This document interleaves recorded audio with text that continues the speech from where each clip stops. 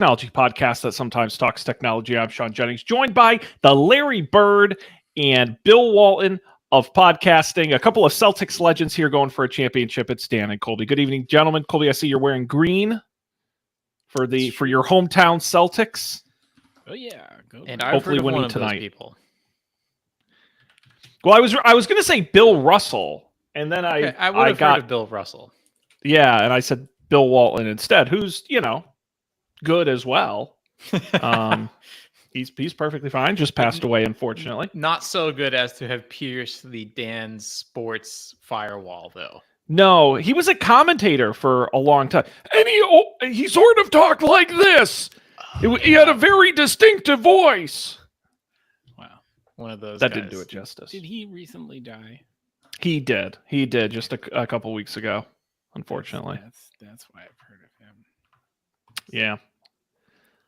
Unfortunately. Speaking of things that have died, my Raspberry Pi that was hosting all of my illicit HomeKit devices died. So I got a new Raspberry Pi.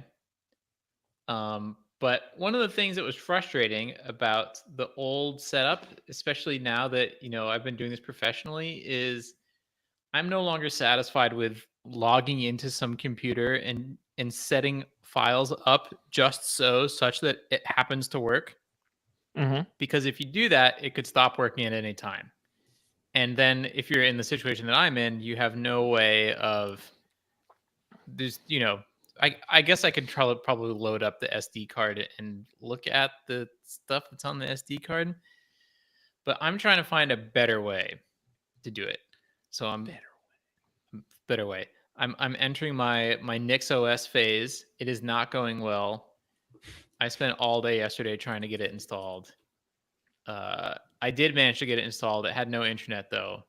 But then, Sean, you can tune out for this part. The funniest thing is that so the way that NixOS works is instead of like you have a computer and then you do things on the computer and the computer changes.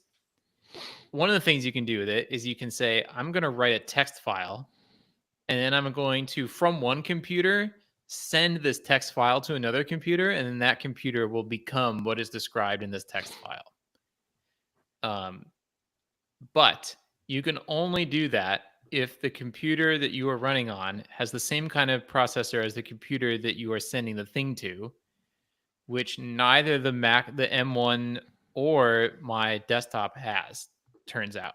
So the only way to achieve a new configuration of NixOS was to do it from the Raspberry Pi, which took several hours. And each time I did it, I had to start all over again if I wanted to change something else. So I was like, okay, go back to the image that works, make all the changes over again that I think I need to make. Now rewrite the new .img file. Now transfer it out over SSH. Now take the SD card, write that image back to it. Now stick it back in, hope it works. Oh shit, I missed this one. So that's what I spent Sunday doing. Wow. I learned some stuff, at least. It sounds painful. Are your HomeKit devices up and running again? No. They are not. No. I could have gotten it fixed yesterday. But this is such a cool idea. I didn't realize that this is a thing that NixOS can do. That you just do like -- host and then you give it the address of the other computer you want to change, and you can just like change that computer from your computer. You can be like install Node.js and then it just does it. It's really cool. Or you could build like a little Nix package that is your whole app, and then you can be like, hey, the computer over there, go to github.com / hash whatever commit, and then build the Nix file inside of there and run that.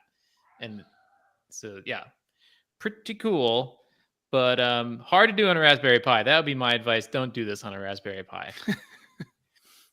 What do you recommend? Blueberry Pi or an Apple Pi? Or I like Blueberry Pi. I think Apple Pi is so overrated.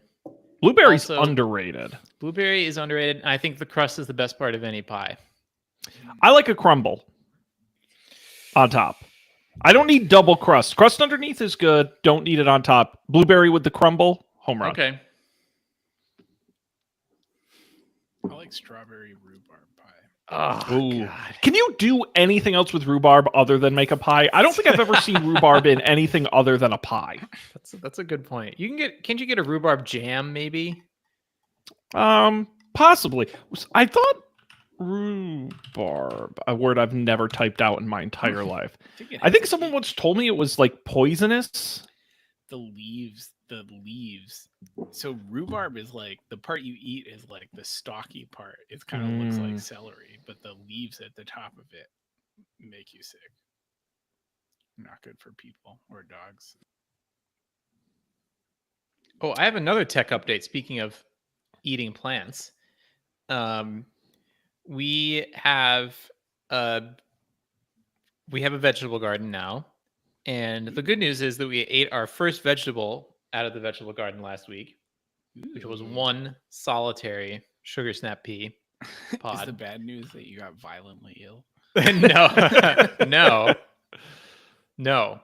But the Swiss chard is providing quite the feast for something that's not us, such that the Swiss chard is now dying before it even got that big.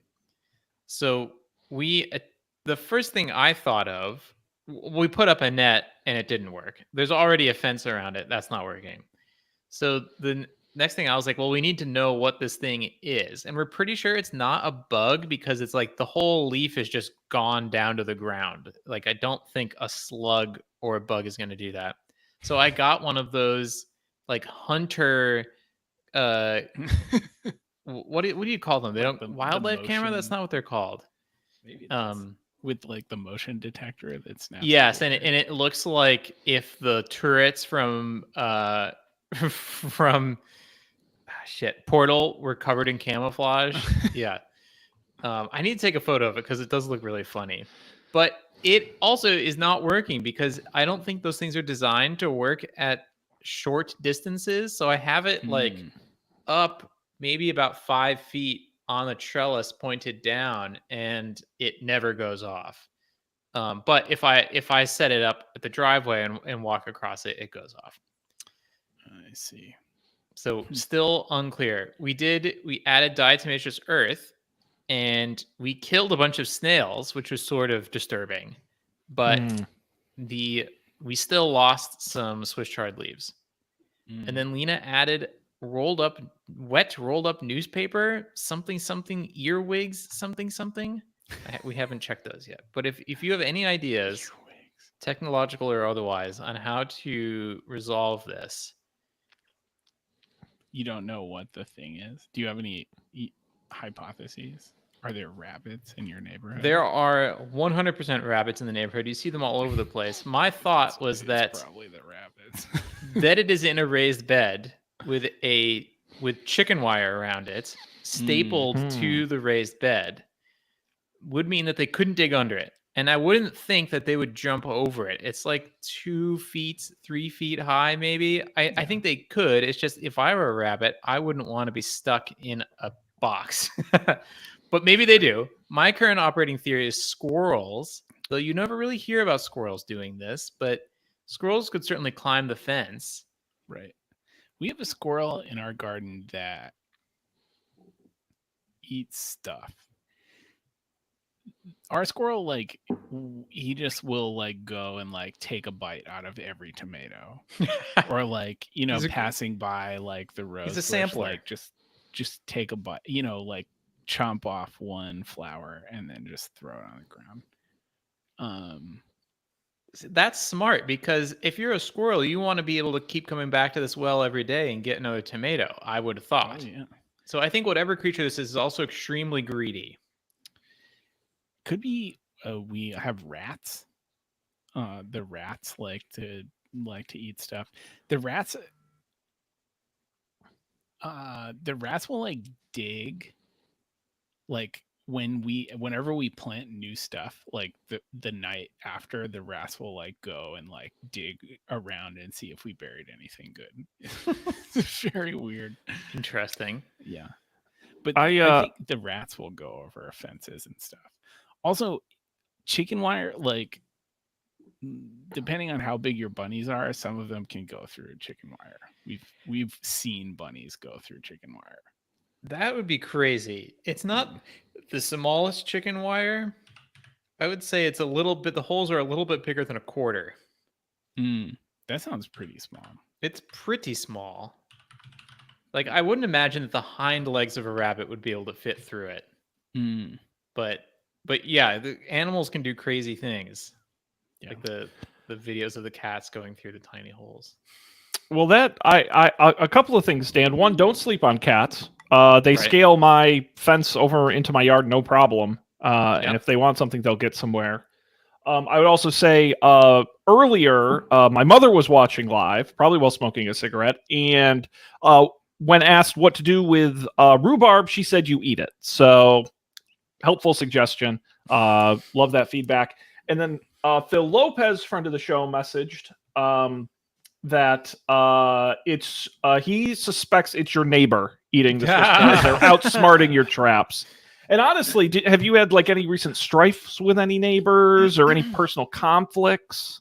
No, but it's the perfect crime. You'd think they would show up on the wildlife camera, but maybe not. Maybe it has some sort of machine learning where it only wants to detect animals. It discounts humans. Maybe it could be. It's an idea. Could be. Wow. It's quite the mystery. Could it be a raccoon? We definitely have raccoons. I probably told you about. I wish that I had saved this Ring camera footage, but the raccoon came under our porch and dumped the trash out all over the ground. And then a couple hours later, the cat comes by and starts licking up like whatever like meat juice was left on the ground from the little wrapper that the raccoons were eating. And then the crows came by to eat the rest of the stuff. It was like extremely circle of life. So yes, we definitely have raccoons. Yeah, Dan, I will say, apparently a quick Google search would tell you it's actually very easy to electrify a small section of chicken wire.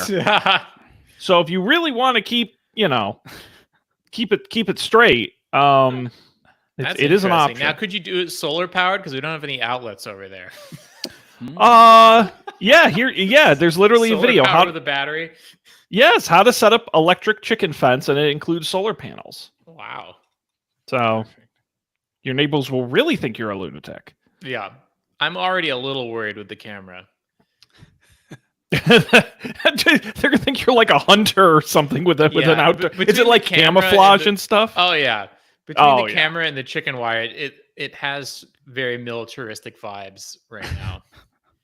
What you got to do, you got to go out with like the like camo paint on your face and like the jacket with all like the weeds on it, the ghillie suit. Yeah. Get one of those "Don't Tread on Me" flags. And someone near us, there's this house I walk by, and they have what at a distance appears to be a "Don't Tread on Me" flag. But then as you get closer, the snake has a goofy face, and the text says, "Don't step on Sneck." See, I don't know about that though, because it's sort of like whenever I wear a red baseball cap, it's like, what percentage of people aren't going to get the fact it's not what they assume it is? The people with the evolution fish protesting the Christianity fish, yeah. I agree. But it made me laugh, so it put a little bit of joy into the world at least. Well, please keep the updates coming on the yard, Dan. We'd love to know the solution to your mystery here. I will let you know. I recently added some smart home gadgets to my yard. Okay. So I've got some new landscaping in the front. I should send you guys a picture. And to water it, I've put out some soaker hoses, the ones that sort of drip slowly, and you can run them over time. And I picked up some Wi-Fi enabled sprinkler turn on and offers. I forget. Yes, we have this too. Oh, okay, cool. Did you get the beehive? I did not get the Beehive. Maybe I should have. What's the Beehive? Or am I? That's the name of the app. I don't know if that's what the product is called. No, I had one. It was called the Rachio. Oh. Rachio Smart Hose Timer. And what I like about it, I didn't necessarily care about the Wi-Fi. I would, because I just kind of run it. But what's nice is if it's gonna rain, it won't run. Yes. That's the like single greatest thing. Yes.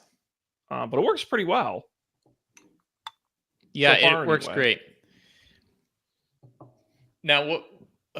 If I had infinite time, not so. I don't necessarily need infinite money for this, but you can.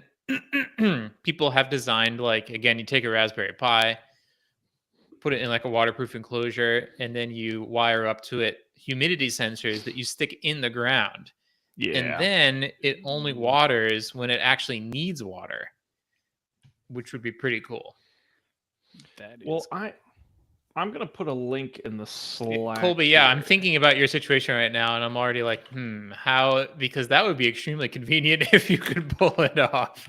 well, yeah, especially staring down the barrel of the like 100-degree weather we have coming for us Right, the heat the next apocalypse. 3 days. Yeah. Well, that's why I was in a rush to get these. I just put them in this weekend because I was like, yeah, I'm never gonna get enough water in. No, I just sent you guys a link to something I've already ordered, but haven't set up yet. I hadn't seen this before. It's a watering system where it's a thin tube, Yep. and at any point you can cut it, put it in a T-joint that is a nozzle, and I'm going to run it around the back fence of my yard and water all the plants where the plants are. And it'll just be hosed for the rest of it, and that's going to go on a timer. So that's Yes. next on my list. I'm excited about that. Yep. That's cool. No clue Everyone if it's gonna has, work. not everyone. A lot of people have those around here, and then they get the thing like the multi-zone irrigation thing, and so there's like I think effectively what it is what you already have, except it determines which there's one valve from the house and then many valves coming out, and then it determines which subzone gets turned on. Someday, but maybe I just hate watering. That's basically it. I just don't want to Well, do it. So You could not do it. So see, another thing that's popular here is to not do it, because then that shows you're environmentally conscious. well, but I wouldn't be fiscally conscious of me considering all the money I spent putting in all of these new plants. So Well, right. it's okay, kind of you it's a put vicious implants. cycle. I put in plants and spend money on those, then I have to spend money on watering them to keep them alive. Yes. It's a big scam. Yes. Mhm. This is Colby, learn from our mistake. Native plants. At least I don't know if this is how it works in Or- the Northeast, but you can get plants that don't require watering. In But you know what fact, else doesn't require you don't watering? have to do anything, and plants just grow. It's Concrete. amazing. That is Concrete, true. no watering required. That is what Pavement, our neighbors did. Rocks. asphalt, Yep. It's all Just think about rocks and concrete. very green. Mhm. Yeah. I wish I'd known that. Well, that's exciting, Sean. I envy your setup. Well, I'll report back when it's fully in. For now, the soaker hoses are doing an okay job, but there will be a phase 2. to Have this, you looked experiment. inside the soaker hose? It uses so little water. It's amazing. The problem I'm having, yeah, you have to run it for like 30 minutes to really get any water out of it. But the problem I'm having is you have to I got to look up more like experts around it, because you got to get it really close to the plant because of how little water is sort of coming out of it, but it has to run between the plants. And so it's not optimized. I got to optimize the layout of the soaker hose to get right now. I think it's doing an okay job. And I think with a little time, because then I've got rocks now, loose stones. I'm going to bury it underneath them, but haven't done that yet. On the list. Oh, someone did tell me not to bury the soaker hose Oh, really? because it can get clogged and then it sucks. That makes sense. Well, I am contemplating actually replacing it with what I showed, the tube hose thing. where you cut it and put, so it's a nozzle per plant. I feel like that's the most direct way to just get water to it. Yep. And then that you can bury because it's a solid pipe. Yes. Because I really don't want to see a hose on top of all this new gravel. It's white. Oh, they're driving me crazy. That's fair. Guys, I got a fun thing. Okay. To record and stream the show, we use a platform called Riverside.fm. Wonderful company. We're fans. And today they rolled out a whole bunch of new features. Now, most of them are in the back end. I haven't even had a chance to try them. But one of them is an AI-enabled feature where I can convert text to speech. My speech. Aha. It knows I'm the account owner, and it knows what my microphone is. And so it takes the past recordings of me and up to, I think it's up to like 2,000 characters, a statement up to 2,000 characters. It will generate it in my voice. Ho, ho, ho. All automatically. They say, perfect for ad reads, intros, outros, it's all podcasting. But I was thinking, But the reveal is that the entire time Sean has just been typing into the thing and then lip syncing afterwards. well, I haven't told you guys about some of the other features I haven't got a chance to try, which is I can actually they have an editable transcript. I can actually change words in it, and it will make you say the words I put in your mouth. What could possibly and your go lips will wrong? change in the video. Like, it's a thing. What So, could possibly go wrong? I'm going to do some experiments. But I was thinking, guys, is there anything you'd like me to say? And we can run a test and see how well it works, and I'll play it back on the show. What's a great statement for me to... Here. Something Sean would never say. let's not push it too far, okay? Let's just be careful here. We're having fun.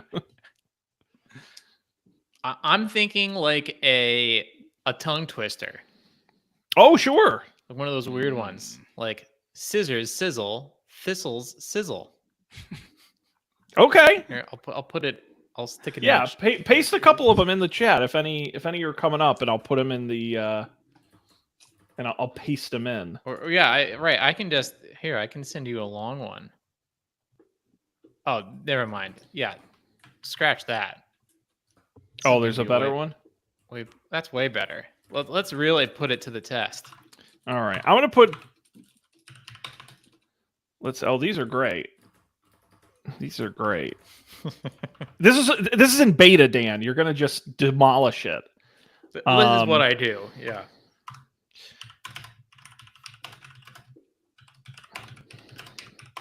I'm just adding a little bit here. Clickety-clack. All right, I'm gonna hit generate AI voice.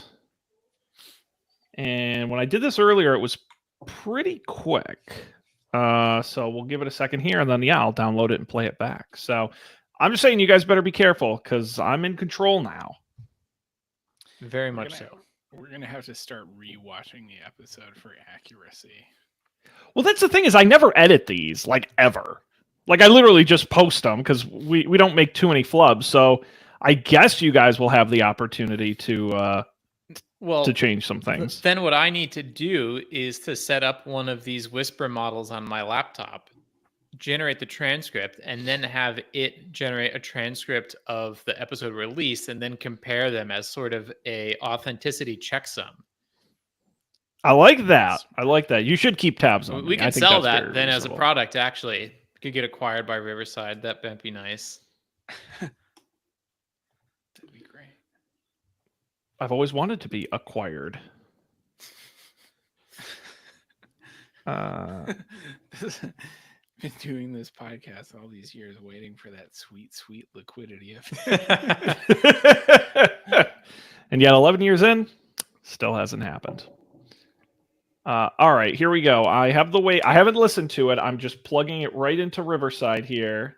It generates a WAV file. It does. Wow. Very nice. All right, there it is. So here we go. We're all going to hear it live at the same time. Are you ready? Imagine an imaginary menagerie manager managing an imaginary menagerie. Scissor sizzle, thistle sizzle.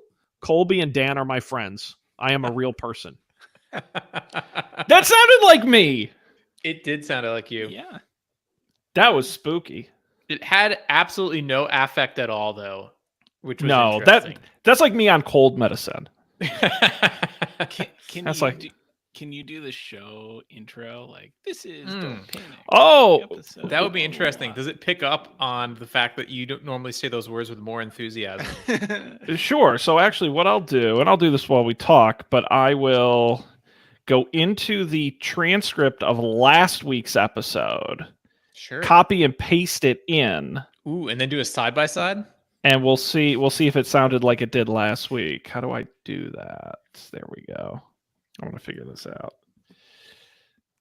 Copy. What a thrill this is for the folks at home. Well, the AI will edit this down later. I wish it would. That would be really helpful It's for like me. Overcast Smart Speed, but for everything.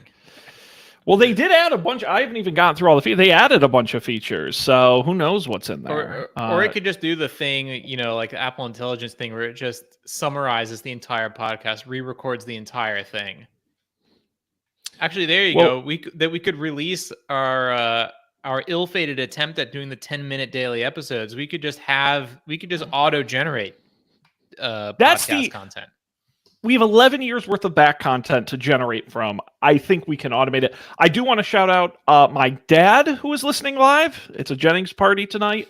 And he says, nice shirt, which I'm assuming you're talking about Dan or Colby. I did buy this for a child's Moana themed birthday party. So it is a nice shirt. Yeah, we have to let's see. monetize. When is OpenAI going to come do the deal with us? How far down the list are we after the Wall Street Journal? What's less than the bottom? There's rock bottom. There's What did rock OpenAI bottom, and then there's the Mariana Trench. I think that's where we are. What did OpenAI and the Wall Street Journal do? I don't remember if it was the Wall That's a Street Journal. dangerous. I don't like that. That's a dangerous combination. I don't remember. Was it the Washington Post? I always get the Wall Street Journal and the Washington Post confused. Even though they're very different, their names are too similar. They start with W. It's all over. Yeah, same. Let's see. Oh, the Atlantic, Vox, all sorts of companies. And Wall Street Journal. Yeah, I was right. Okay, are you guys ready to hear last week's intro as generated by AI? Yes. This is copy paste word for word from the transcript. Let's see how it did. This is Don't Panic, episode number 386, recorded June 10th, 2024. Hello, everybody. Welcome to this episode of Don't Panic, the technology podcast that brings you its 11th annual WWDC keynote. I'm Sean Jennings, joined by a man who's excited to create Genmoji in the image playground with Apple Intelligence. It's Dan Miller. Good evening, Dan. Okay. It is me on slow speed, but it's not bad. Can you imagine how quick the sponsors would drop out if that was what we did our ad reads with? Thank you for watching Don't Panic. We have a great show for you tonight. It's weird. I can't decide. Like, if someone just played me that clip and did not tell me this is supposed to be Sean, like, I don't think I would think it was you. Because That's encouraging. like, it kind of, if you're trying to think about it sounding like you, it sounds like you. Mm-hmm. But like, I don't think it actually does. I think with some, which I'm disappointed it won't let me do you guys. It will only do the account owner for good reason. But I do wonder if one of you guys who are a bit more mild in your conversational style, we could get away with. That is interesting, but we'll never know. We'll never know. By the way, speaking of AI, Colby, you missed almost all of last week's episode. So we didn't get a chance to get any of your thoughts on the WWDC announcements, all of the Apple Intelligence, all the OS updates, all the new features. Was there anything that stood out to you? Anything you wanted to discuss? Have any opinions on? I gotta be honest, I didn't really follow up on this stuff super beyond. I don't know. I glanced at the Verge article Usually our episode about the stuff is when I learn about all the stuff, but I just missed fully missed the boat last week. So, I like the idea of Siri being less stupid. Let's put it that way. I remain super confused. Well, maybe not remain, but you expect a certain amount of confusion the day of, which was when we recorded, but the nice synchronized swig, gentlemen, that was perfect. As soon as you start talking, Dan, we just get thirsty. I'm confused. Like, is the HomePod ever going to get these features? Which features is it getting? And like, what? So that's one thing I'm confused about, because that represents definitely the majority of my Lady in the Tube usage, and possibly almost all of it.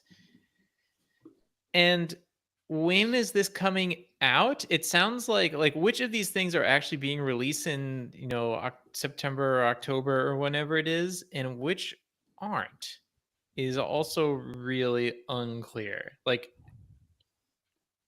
yeah, I know they said during the betas, there only a subset of people on the beta would be allowed to use any of the Apple Intelligence features, but does that extend through to release? I don't know. Well, and it clearly needs a certain chipset, right? Because it's only for the M chips and the new A17. So would it even work on current HomePods? It wouldn't.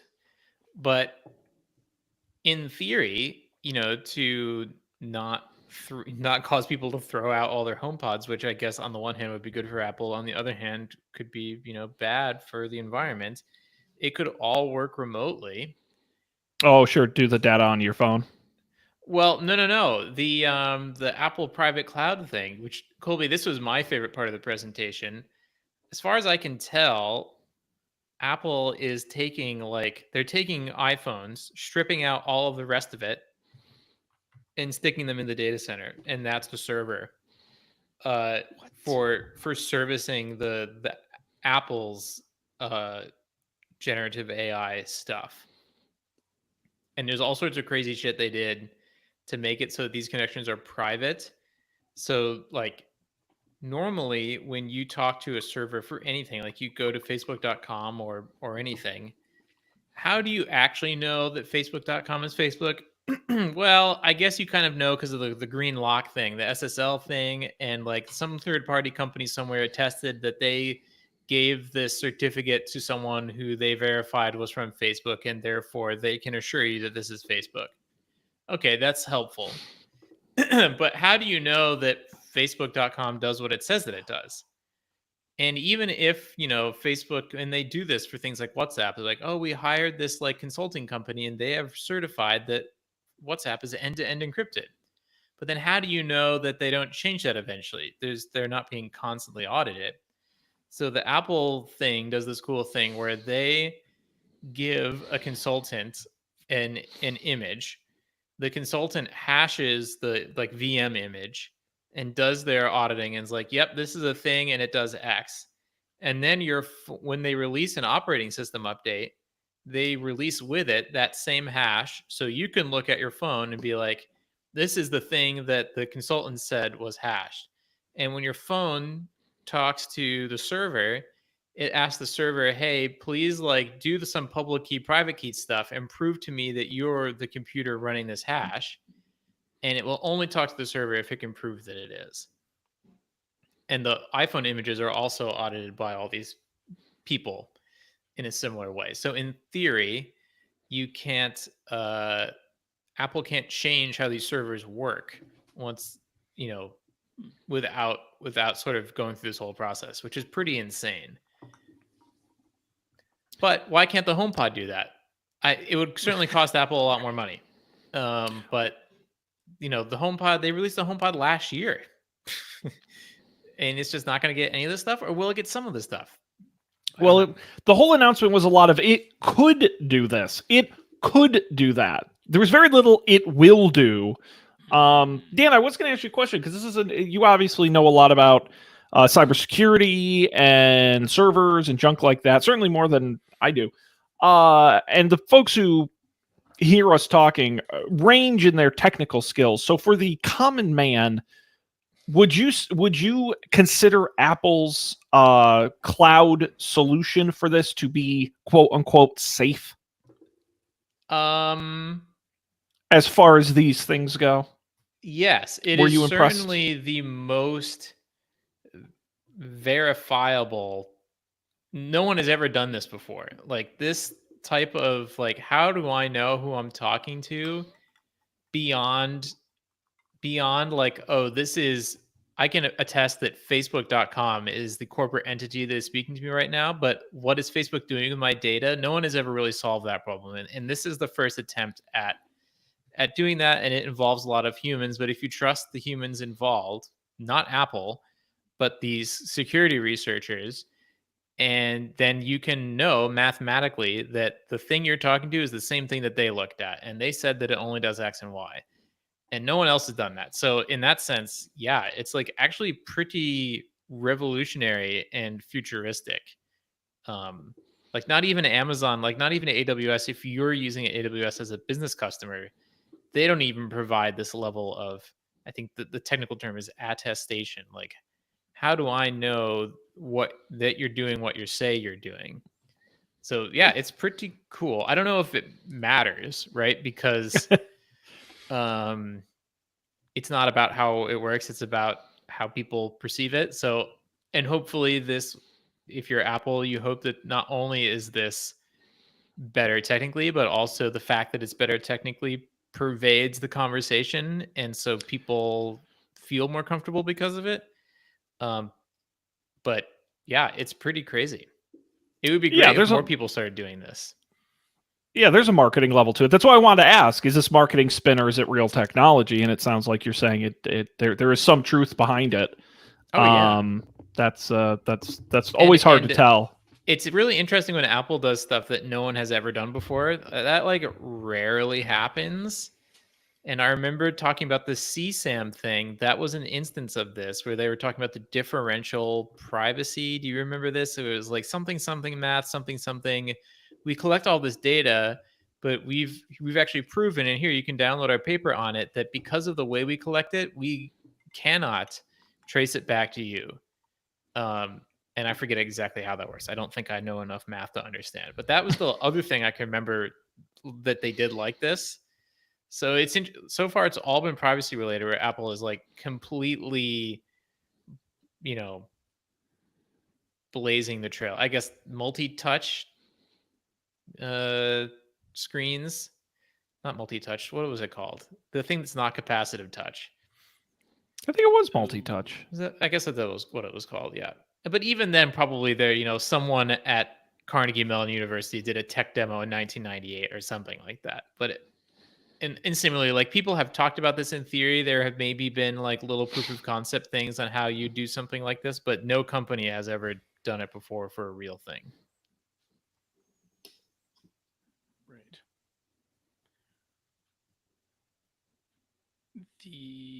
Yeah, I think it's cool.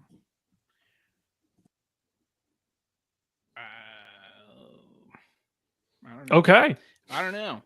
It's a wait and see. It's a wait and see. So the one thing of all of this that sticks out in my head for whatever reason is the bespoke emoji.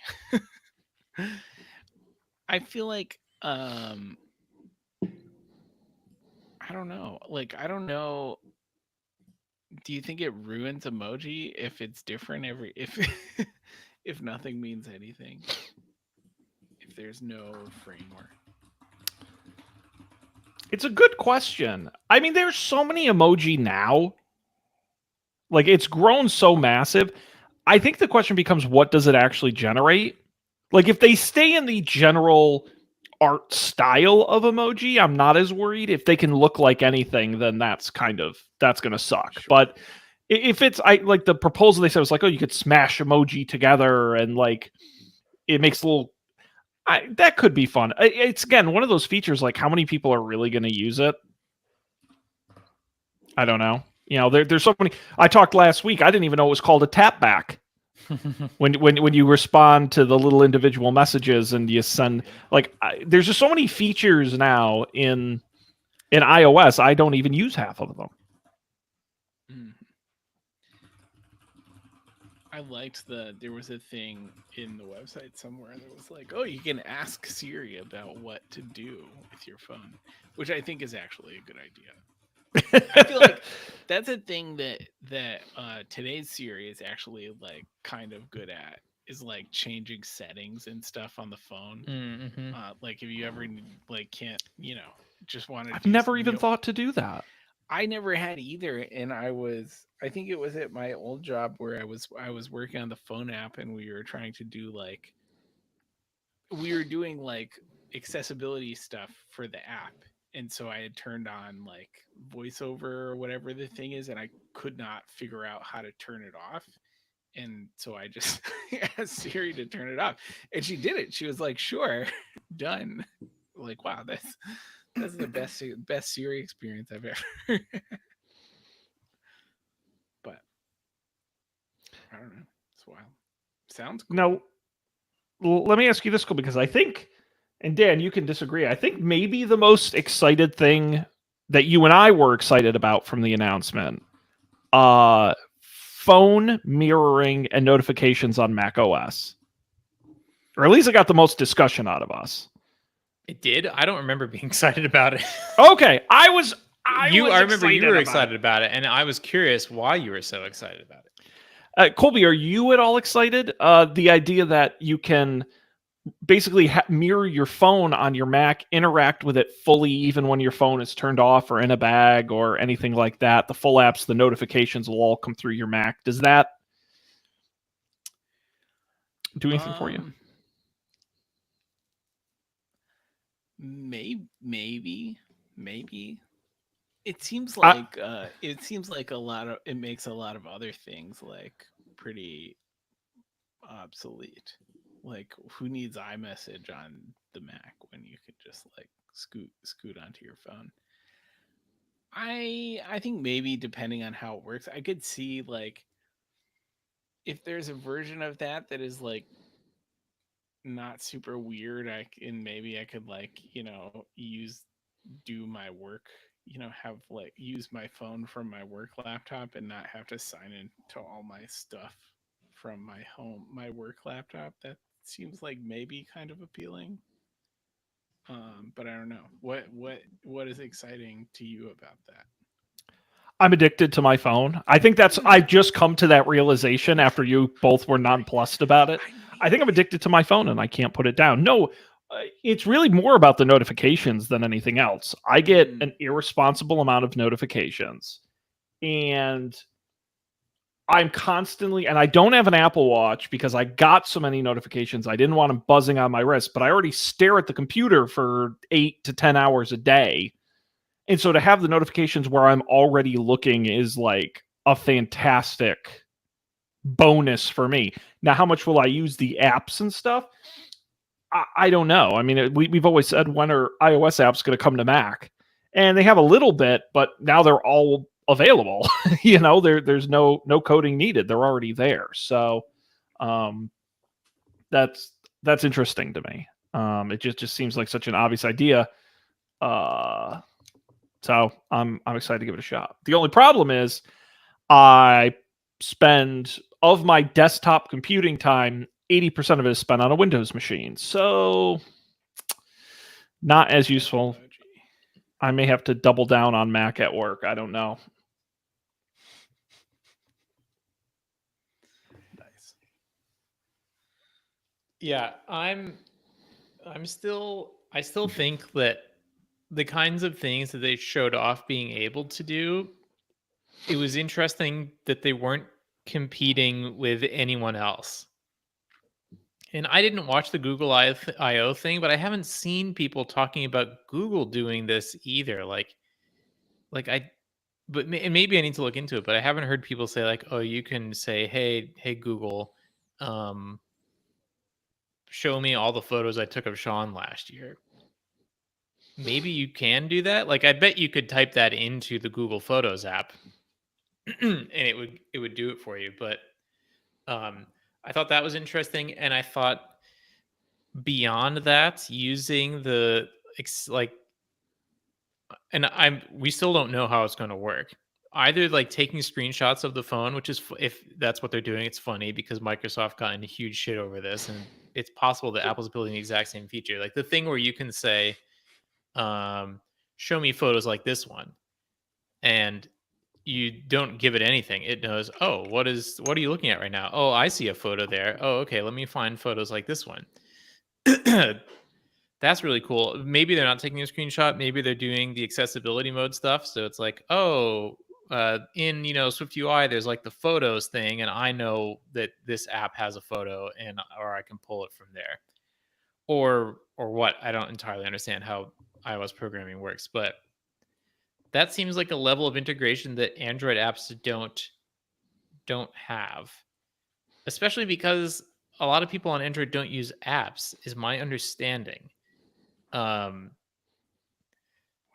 like, at least that I remember reading that at one point, that at least people on iOS pay for apps way more. And like, I would be curious to know what is the distribution of people using apps on Android. But anyways, it seems like Apple is competing with no one in this area, which is great for them. Well, I can tell you, Dan, according to this Google AI-generated summary of my search, iPhone users spend an average of 9 more hours per month using apps than Android users. iPhone users are more likely to spend money on apps and in-app purchases. Let's see. That's not on average. iPhone users spend $12.77 per app, while Android users spend $6.19. However, per app on average. That's shocking. I'm shocked at both of those numbers. I thought for sure it would be like $1.50 or whatever, because it would be mostly dollar purchases. Huh. I will also say, apparently Android users are more likely to open push notifications than iOS users, which is interesting. Interesting. I feel like I just get too many push notifications to open. They just all become garbage. Just wait till they're on your desktop. How fun! This is gonna be great. Maybe. I don't know. Like, you know what I hate? This is tangential, but I hate the apps like Amazon and Uber, where like you can't turn off, like if you turn off notifications, it fully obviated the point of the app. But because of that, they are free to send you like constant garbage notifications. You just have to put up with it because the only other option is to turn off notifications for the app. And if you do that, it's like pointless. The whole app is pointless. And I resent that. And I hope maybe the Apple intelligence will be able to choose notifications for me. It's like it actually can. Well, that's perfect then. Like, priority notifications. No, it will filter out supposedly the actual ones you need to see. So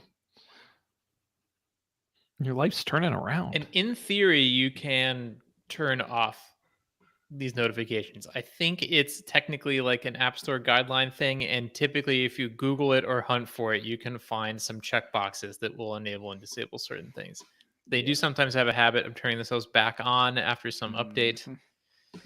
Yeah, I've definitely like tried, and I definitely still get them. So I'm sure it's like, they added a new checkbox or whatever, but I hate that. Well, I'm already cooking up my phone. I'm on an iPhone 12 right now. Nice. It's been 3 years, so I'm already cooking up an upgrade between now and the fall to enable these AI features. The iPhone 12 was a good one. I'll be honest. The only reason it's starting to do that thing where it doesn't really hold a charge. Mm-hmm. And Apple has that like cheap, battery replacement option. However, this is a company phone, and after a long enough time, they'll just give me an updated one. Otherwise, I love it. Like, there's nothing wrong with it. It runs fantastically. Maybe that's part of the reason why Apple's like, the new stuff's only on the new chips, because all the old phones still work great. I'm not Well, sure. there are definitely technological reasons in this case. I don't know. This thing's still banging, so I'm overdue. Well, that's exciting. You deserve it, Sean. Oh, stop. Listen, I'm a businessman. I'm on my phone all day, making deals and closing clients or whatever. That's what I do. Is there anything else you guys would like to discuss this evening? Anything else on the radar, on the list? No. Did we talk Colby, about how's the TV doing? That's what I was going to say. Yeah. It's good. It was pretty annoying because it was roughly the same size, like physically the same size as my old TV. It was a smidge bigger, but the TV mounted on a completely different place on the TV. It was like way lower. So I had to move the stupid wall bracket to put it up, which was annoying. And then it's still a little crooked because I can't like get my hand behind the like. My other TV had it had a lot of terrain on the back. Like it was like curved, like there was a bunch of stuff. And this one is super flat, so you can't get your hand back there to adjust the wall mount, which is fine. So it's just slightly crooked. It looks pretty nice. I hated the way it looked in the first like 10 minutes. And then I changed the settings and I was like, okay, this is a little better. But I still hate it. And like now I've gotten used to it. It is way too bright. Like most of my TV watching I do at night with like the lights almost all the way off, like preparing for bed. And it's just like too bright. It lights up the whole room. I like specifically chose a less bright like mode and turned the brightness all the way down. It's still too bright. Too many nits. Yeah, they've gone too far. But yeah, otherwise it looks pretty good. One thing I do like is whatever like HDMI CAC thing they have now lets the Apple TV control, like not just like from the remote IR sensor like control the volume, but like the Apple TV itself is controlling the volume on the TV, which means that the remote app on your phone can control the volume on the TV. You don't need the physical remote to control the volume, which is great. I don't like how smart it is. There's like a Google TV thing that is always trying to be on, and that is basically not what I want. But otherwise, it's pretty good. So far it does the thing. I tried some Dolby Vision things, and it's bright. It's very, it's very bright. But it's got local dimming, so it's not bright everywhere. It's just bright in many places. Right. I mean, maybe I just need to curate my shows better, so like the darker, moodier shows are. Well, I was going to say, doesn't the Dragon show come back tonight? Or no, not tonight. Was that last night? Dragon show. I don't know. Is that this Sunday? Anymore. I spent all my. Oh, it was last night. It was last night. Was the first episode. I'm not crazy. Max told me it was all in the app. Max. Yeah. Well, so you'll have to see how that looks. Right. Yeah. I was dragged kicking and screaming into 2020 TVs. 2020. And you don't TVs. like it. Yeah, it's fine. It's We're gonna. If anyone has any extra pairs of sunglasses, please send them to Colby so he can watch his television. He's going to get a tan. He's got to put some lotion on. That's a good idea. You know, for my birthday, Laura got me a pair of prescription sunglasses, and they're not too dark. I feel like it could be a good combo, because then, in addition to it being less bright, I'd be able to see all the detail on this high resolution television. Report back. Let us know. Mm-hmm. Yep. The other half of this story is I still have to get rid of the old TV, which is so annoying. You can't just like push it out the window. I can. Didn't you have a dumpster fire a couple years ago? You could just wait for another one of those. Colby comes running with a TV as the dumpster's on fire. Wait. I've got something. Wait for me. That's a good idea. You need to call Merlin's Junk Boys. Mm-hmm. Allegedly there is some way to like schedule electronics pickup with the city. So I'm probably going to try and do that. But I always feel confused and nervous because like my building doesn't have city trash, right? Like we're too big to have city trash. So I don't know if I'm going to call up and they're going to be like, come on, get out of here. See, you have to deal with it yourself. I just don't know. Well, if anyone's looking for a busted plasma TV, please write to us. Honestly, it might be fixable. I have no idea. I don't know anything about TVs. There you go. My dad just tossed out an old CRT giant. Oh, no. Which is funny. I told him they were collectible now. I told him they had value. It was an old RCA. It was good size. Post them on Craigslist. You'll get some like the MIT Super Smash Brothers Club doing a road trip out there to come get it. The funny thing is he paid a guy to take it. What? And I said, you got ripped off. I said, and he was shocked. He's like, turned around and sold it on the internet. He's like, people want these? I'm like, and Dan, I'm not joking. I literally explained the Smash Brothers thing to him and why. And he was a very sweet man, but he said, okay, sounds good. That's understandable. Didn't quite click. Guys, I think we're cruising towards the exits here on tonight's program. Thanks, everybody, for joining us as always. I will say next Monday, I will be not at home. I will be traveling. You'll never guess where. It's, spoiler alert, it's Las Vegas. Mildly interesting. No. Oh. Beautiful Charlotte, North Carolina. I'll be there. Mildly I'm going interesting. On some job site visits. I'm going to 9 construction job sites in 3 days. In 95-degree weather. It's going to be great. I will sweat a lot. Do you get to do any more like demo videos? Right? You get to do the cool drill video.